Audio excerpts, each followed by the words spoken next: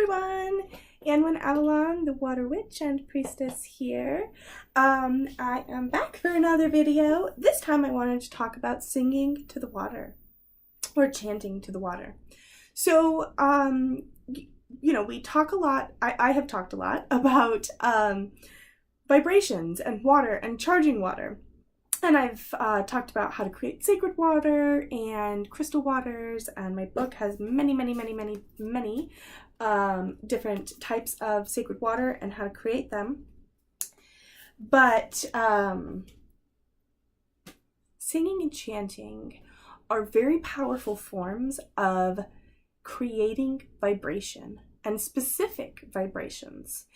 And so you can use different tones or chants or healing words or energy to kind of use your voice and the vibrations through here, the same way that you would like an ohm, to vibrate through your voice into the water.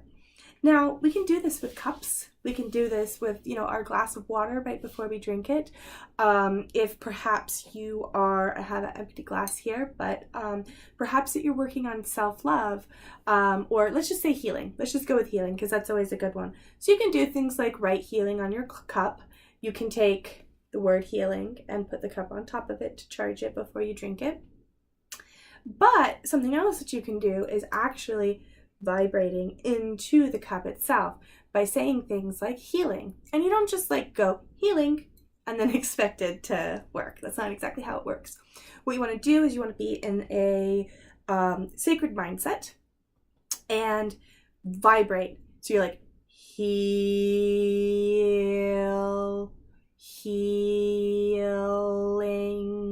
and really letting that vibrate out. There's no water in here, so there's no point in me actually doing it, but you can also do things like, I'm healed, I'm healed, and actually speaking into the water just like that, which I know it might feel a little bit goofy, but oh well, do it. It works.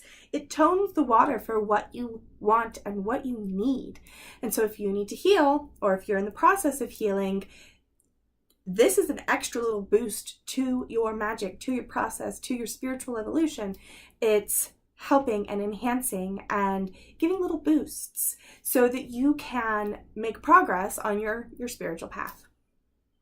Now we can take this a step further as well, and we can sing to the water. I am not a singer. And so I don't really sing. Well, I do sing to the water. I absolutely do sing to the water, but I don't sing to the water publicly. I'll tone water publicly. I'll chant to water publicly. I'll drum publicly, but I don't sing. However, I do sing when I'm walking the shores by myself.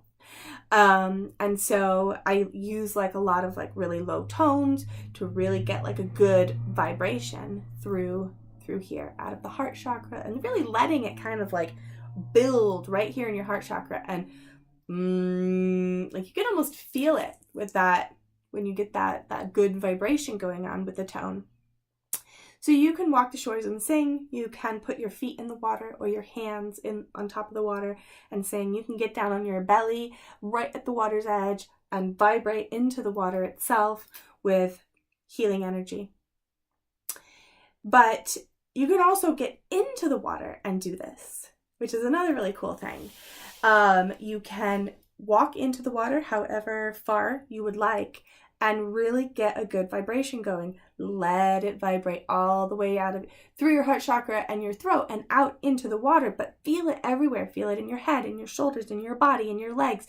Feel that vibration all the way down so that you become this energy point inside the water, like a lake or a river or wherever you're working at. So you become this energy point in the water, and then you're sending that energy out like that. Now, if you are not a singer or a drummer or a toner, or if you don't do any chanting or anything like that, there's good news. You can drum. Drumming or rattling is another really great way of creating tone or specific energy. The rattle, or the I think it's called a cistern, was used in ancient Egypt, which was a tool or a musical instrument that kind of had a handle, and then it came up like this, and then it had little like cymbals on there, and you can kind of rattle it and you get this sound. Bells are ancient. There's a reason that there are bells in churches and bells in sacred sites in places like Japan. Why are there bells in the temple in Japan but also in the Catholic Church? Because this bell, this vibration, is an important aspect of spiritual practice.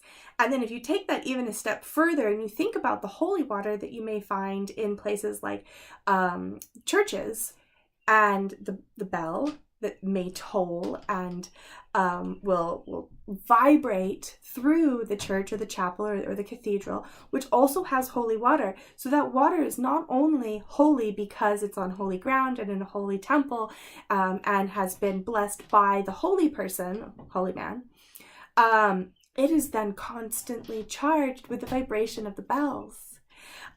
Choirs and singing are now also such an important part of spiritual practices throughout the world.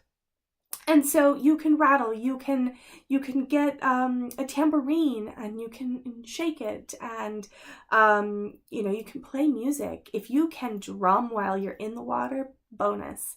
And like, why would you do it? Why would I walk into the water and just drum? People are going to think I'm crazy. Yeah, probably. And that's fine.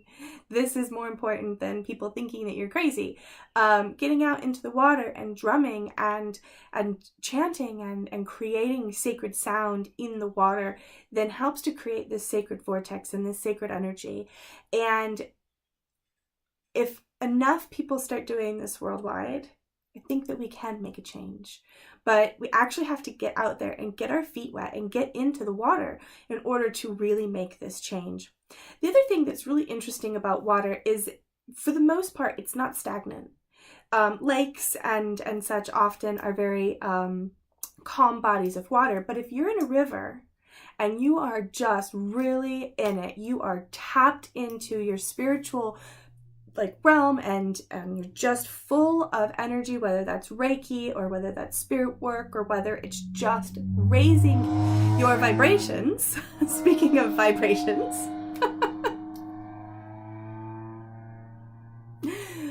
whether that's raising your vibrations to a higher level. And when you're in the river and you're doing that, every bit of water that touches you and that water touches is then taken and flowed out throughout the earth and often into the ocean. So if you are at a river and you are doing sacred work at this point, right here in the river, everything that it touches after that picks up that energy. And remember that the water enhances anything that you put in it. So if you are this high vibrational being inside of the water, creating this tone or this sound of healing and sacredness, then everything that touches you is then enhanced, and that energy is enhanced and it's sent out into the world. And this is going to start the ripple effect. It won't just be healed by doing this, but it's going to start the ripple. And that's what I really like to see people doing, is getting out of the water and working your magic there. Working the magic for the water too, not just for the self. If you are in a place of healing, that's okay to partake from the water, but it's good to give back. That's a whole nother video though. I hope you enjoyed this short video about energy and toning and sound and how to charge the rivers and lakes that you work with, as well as your water. So I hope you enjoyed, and check out some of my other videos. You can also check out my work at waterwitchcraft.com and a separate website, waterpriestess.com. Thank you so much, and see you next time.